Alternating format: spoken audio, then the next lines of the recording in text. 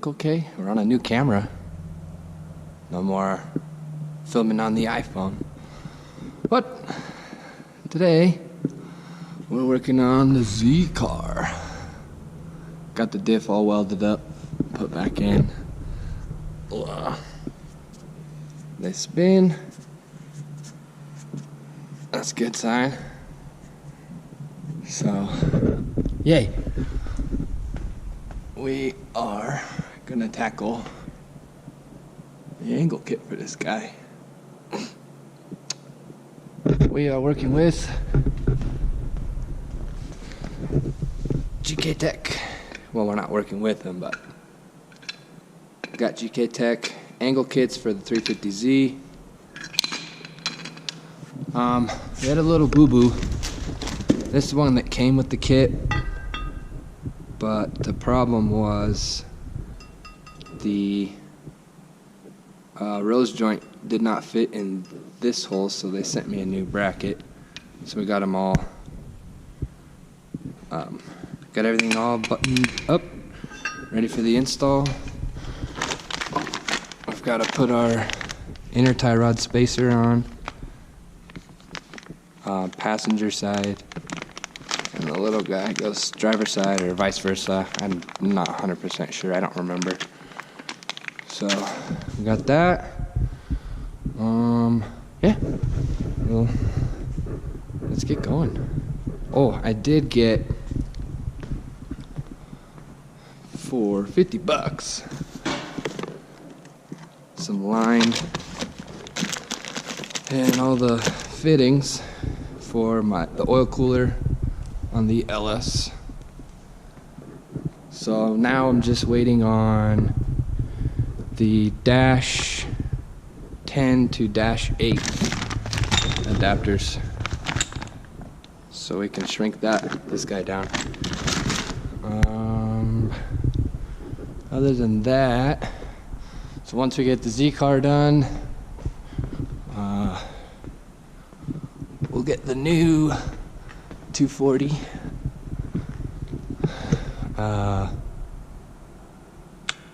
We got to get all the fluids changed, bleed the hydro, and then maybe, just maybe, we'll be out at the track this weekend for a shakedown. So definitely we're gonna film that. And we got a new project. I think it's a 63 5.3 swap, but the engine is locked up. So we're gonna pull the motor on that, go through that. We're gonna build some fuel lines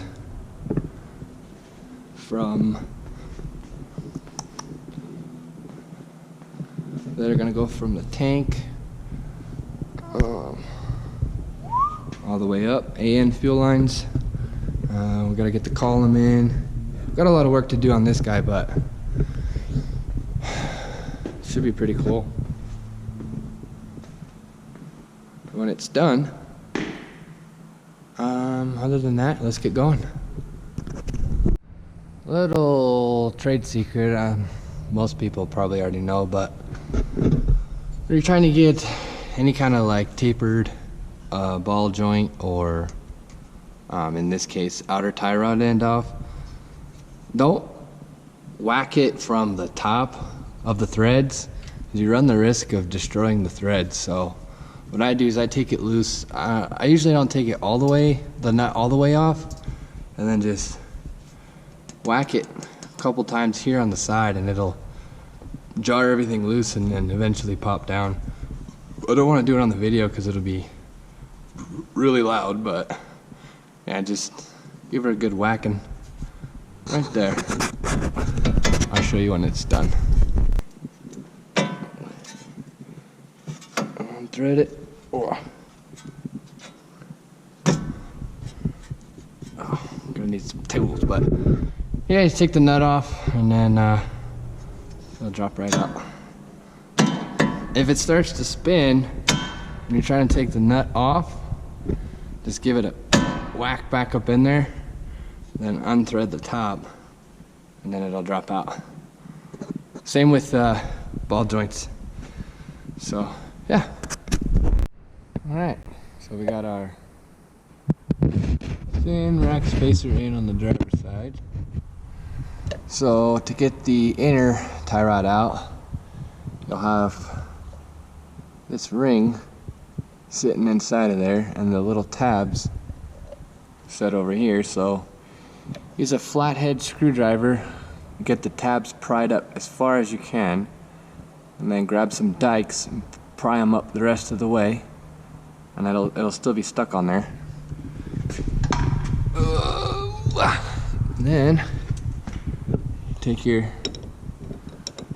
croissant, there, your adjustable, get it on there, and I actually used a cheater bar at the bottom to loosen it up. So since you will no longer be using that lock collar, you want to definitely put medium strength Loctite in there. And then you definitely, I cleaned off all the old crap, but just put some lube around there so that way when you turn the rack, it'll lube up all the bearings and everything inside the rack. So, and then you just slip your boot back over. And you can buy clips. I just use zip ties.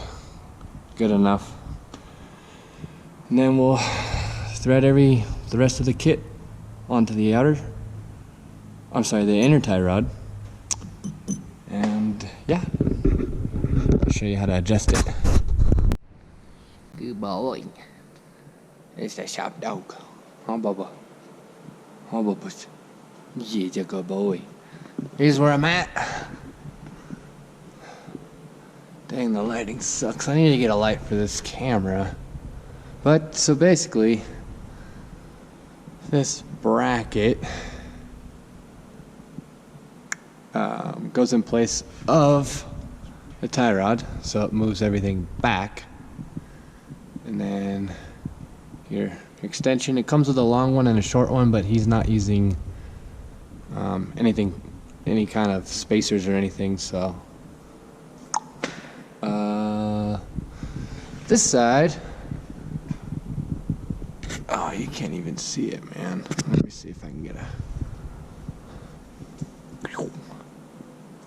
got a mean old spacer in there. So, and then the inner tie rod threads in right here. And then we'll get the bracket on that side.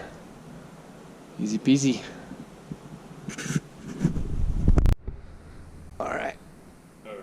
We got both sides installed. I'm gonna put the wheels on. We're gonna eyeball the alignment for now. And then we're gonna turn it lock to lock. Ah, damn, you can't see. Let me get the flashlight. I'll call her back. So, yeah. This guy right here is gonna hit this to stop your angle. So what we're gonna do is we're gonna turn it full lock the other way. And we're gonna check the clearance from this banjo bolt to the shock there. We're gonna measure the distance and then we'll cut that bump down so it'll still be safe, but yeah. Alright, got the rig off the rack.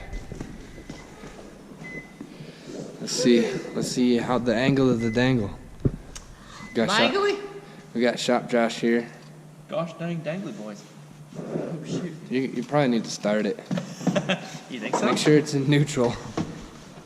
She's a neutral. Alright. That's my detailer. Uh-oh. Damn, he handsome. You want to push the clutch in, homie? It is. There you go. Yeah, boy! Look at them angles. That's it?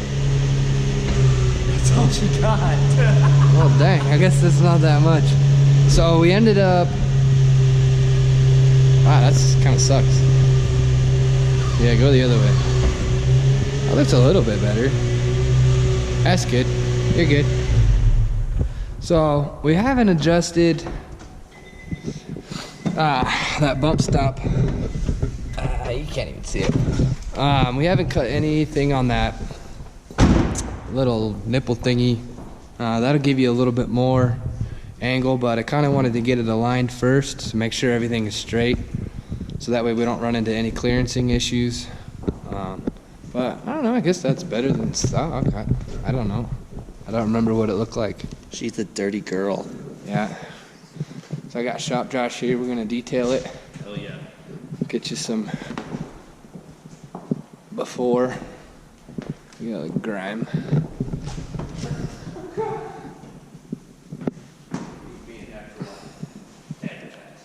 Can't advertise.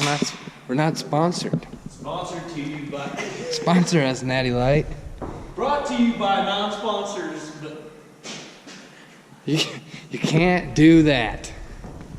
why not? So Maybe they'll want it. cool. Let's Cool. get this thing detailed. Yep. Get it out of here.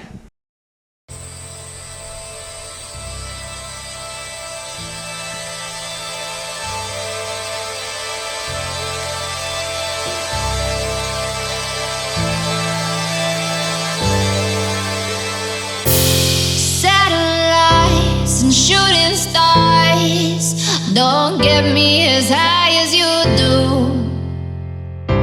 as high as you do.